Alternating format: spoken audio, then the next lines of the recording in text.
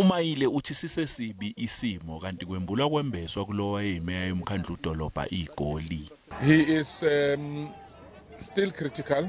There hasn't been much change since our last communication with yourselves.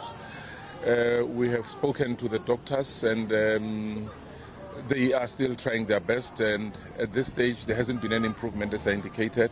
Uxeke isibhedlela ngokuputshuzela bezindaba ukuthi akasekho emhlabeni uMoerane nokuyinto engamampunge. I think there has been unprofessionalism on the part of the hospital staff because our suspicion is that they are the source of the Roma, and they speak to journalists, and that's how the Roma spread.